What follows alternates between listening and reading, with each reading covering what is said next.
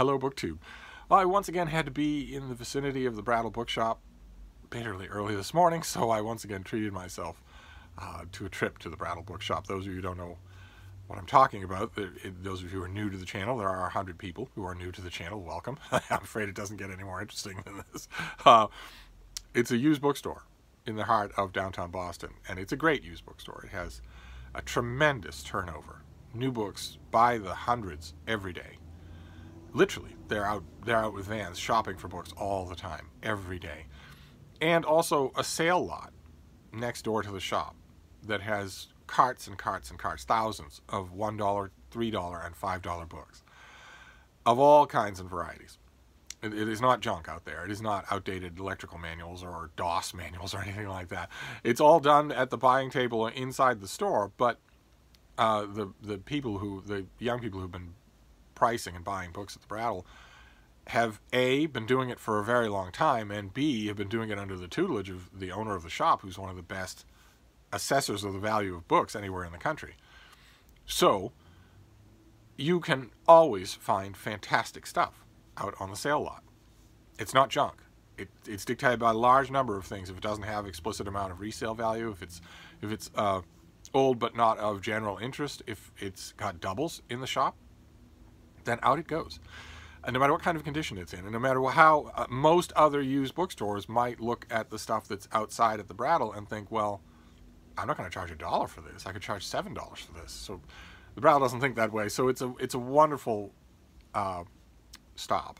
And I got there. Those of you who sometimes you email me when I talk about having been out and about, you wanted subway stories. Because it's subway or sidewalk stories. And I do have one today, but it's so commonplace that it hardly deserves detail, which was a subway door blocker.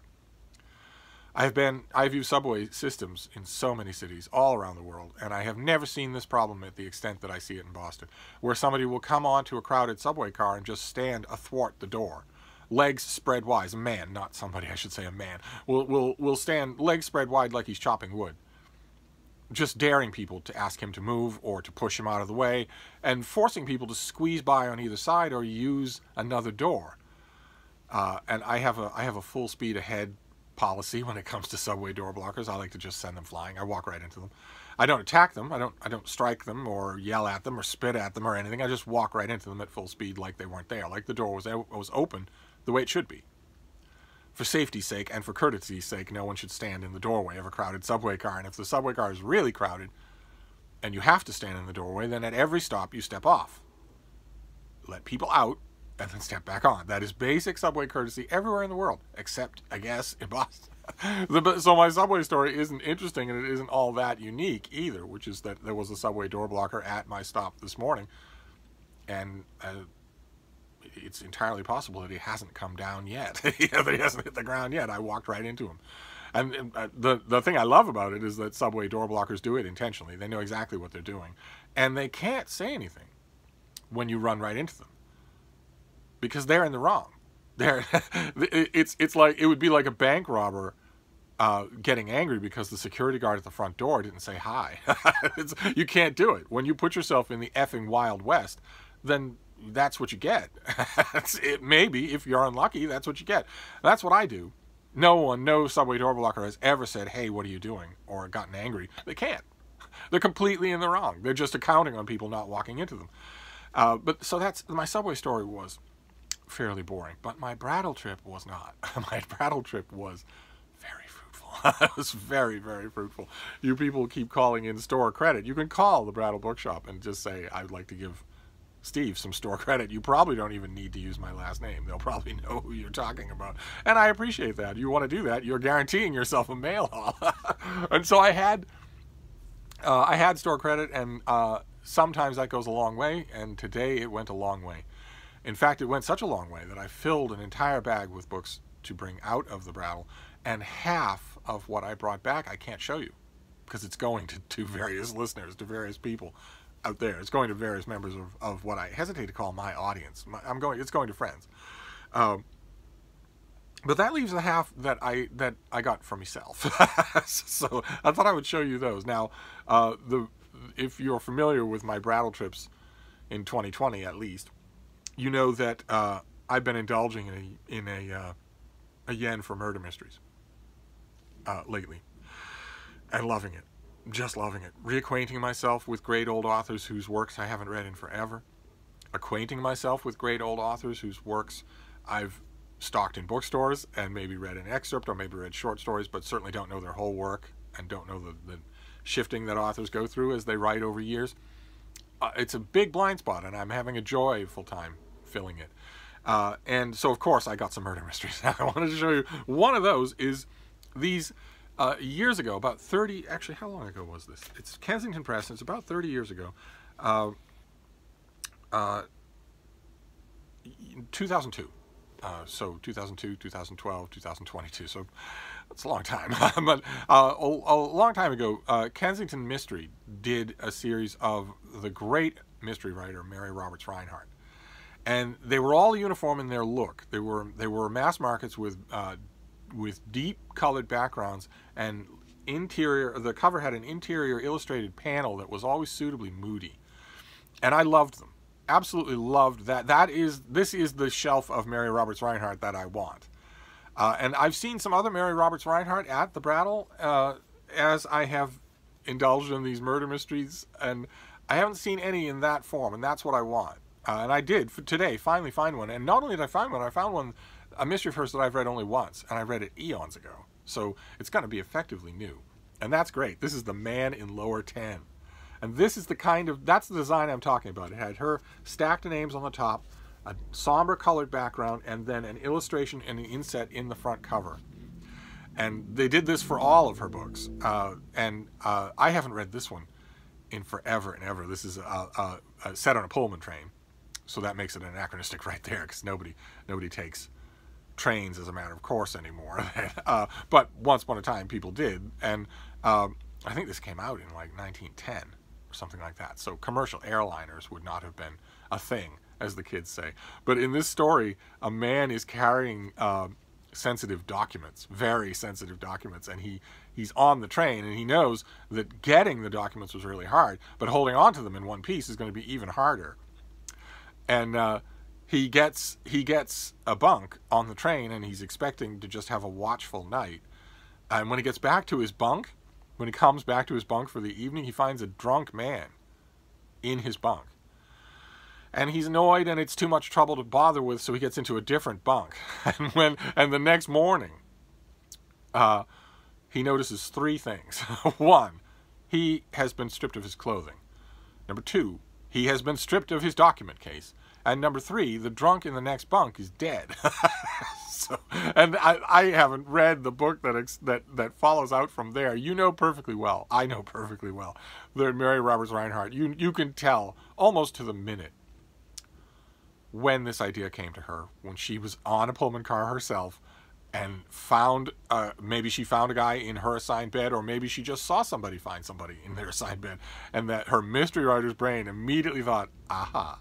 I bet that's where this came from, not some lofty idea of plotting your mystery. I bet it came from the fact that she saw that and thought, hey, what if somebody in a Pullman bunk turned up dead?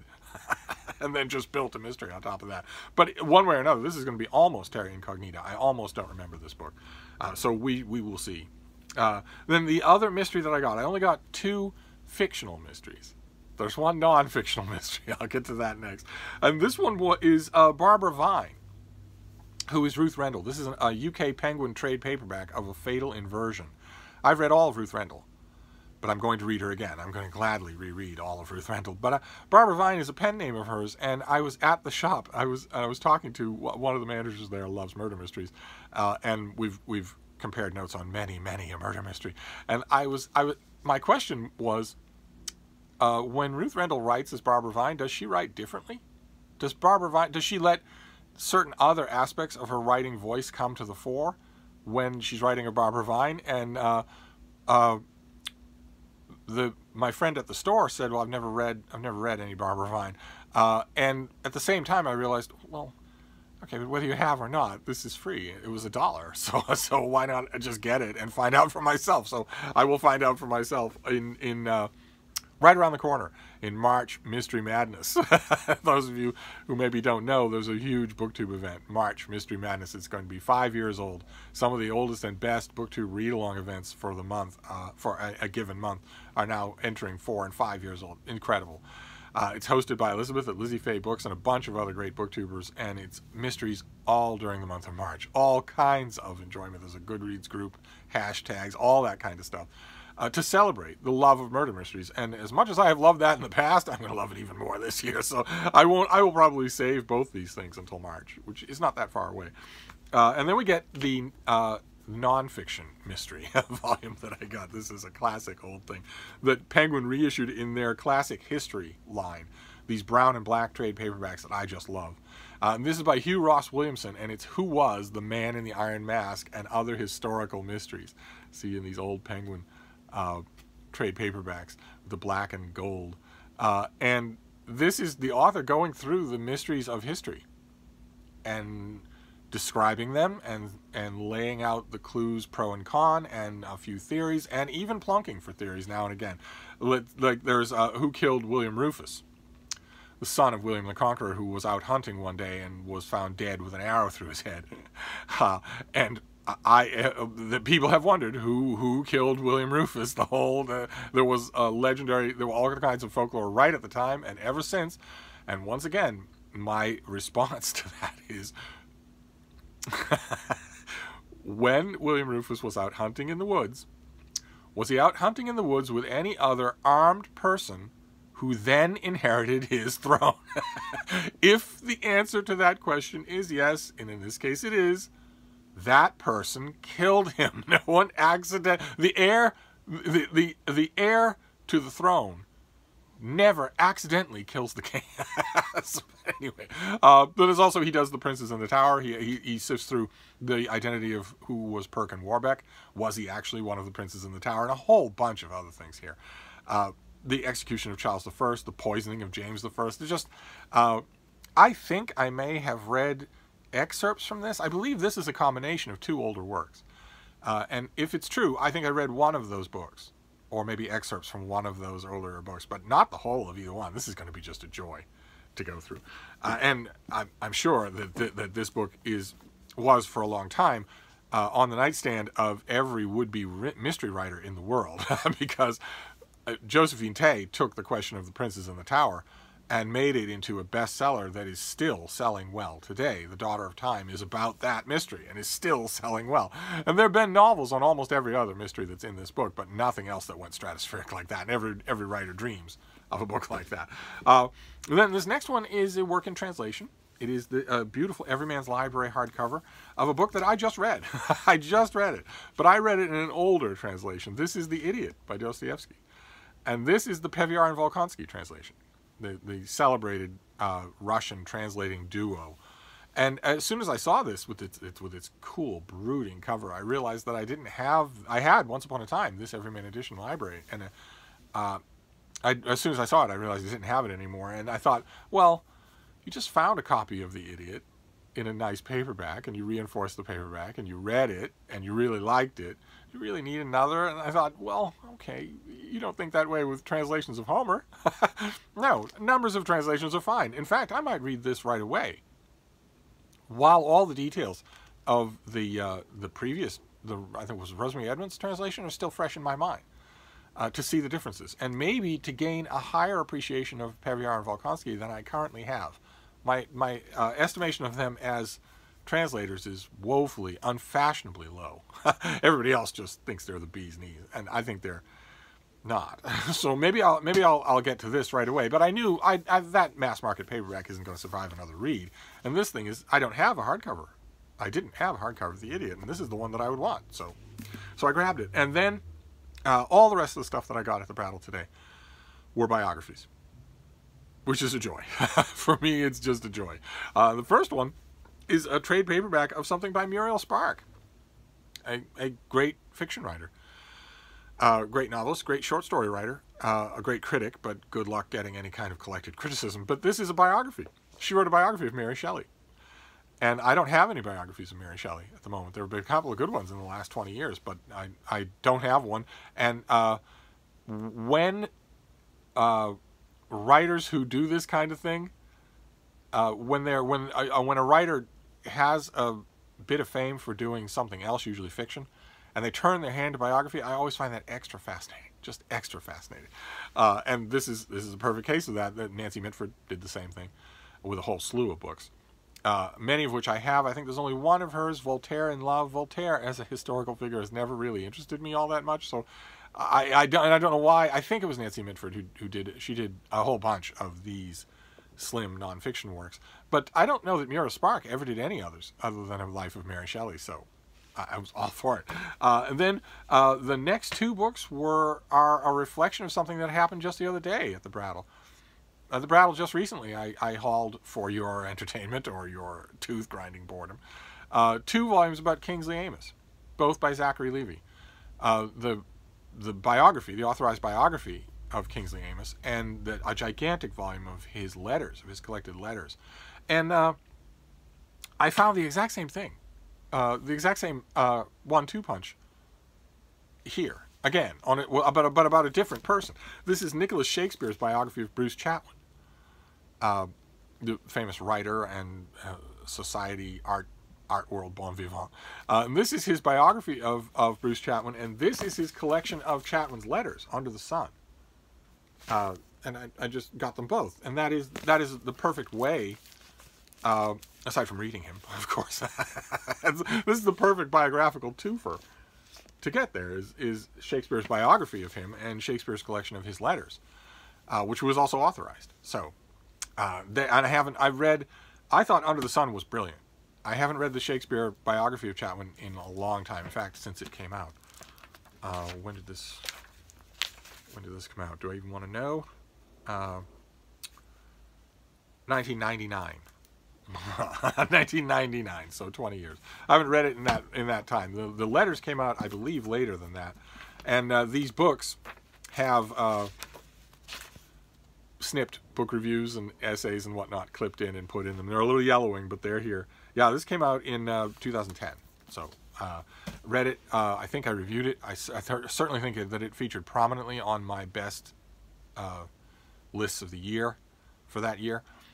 So I saw the two of them. They go together. And I'm sure that if I'd seen the Nicholas Shakespeare biography, I would have gotten it, and then I would have been thinking the whole time, gee, I wish I could also find the letters, and vice versa. So I found them both, and that's great. And then this next one is by Victoria Glendinning, who's a fantastic writer, a fantastic biographer. And I've had this book many times, but as soon as I saw it today, I realized that I did not have it. And it's a great reading experience, so I'm glad now that I do, and we'll see how long I can hold on to it. We'll see if I can keep it this time. This is her biography of Vita Sackville West,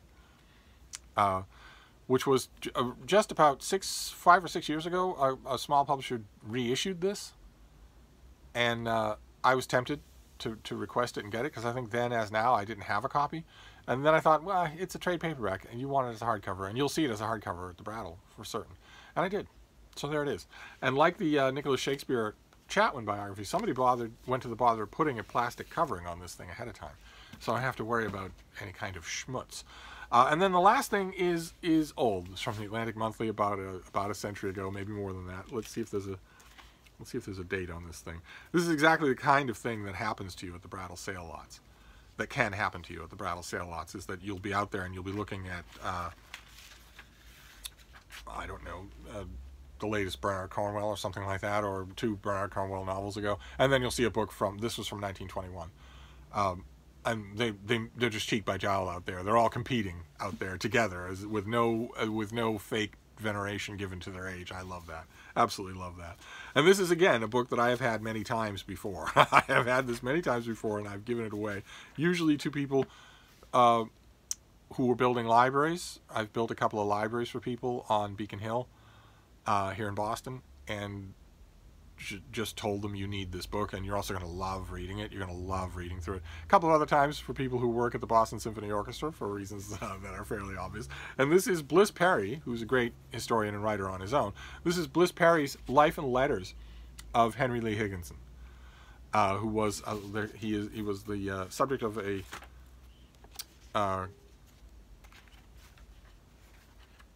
portrait of a great portrait, of a John Singer Sargent portrait. Now, this isn't in color, but that gives you a sense of the man. And Major Higginson was a major figure in Boston life and in Boston letters and in Boston philanthropy. And these are his, so here, unlike with the Chatwin, we don't have separate volumes for life and letters. This is just the standard way that these things were done in the 19th century, and then the long holdover into the 20th century was that you do a life and letters. And so we get his letters all throughout his life, from when he was a boy to the end of his life. And as interstitial matter in between those letters, we get Bliss Perry describing their setting, so that you're basically following Higgins's life from beginning to end, and seeing it going directly into the primary matter of it by reading his own letters.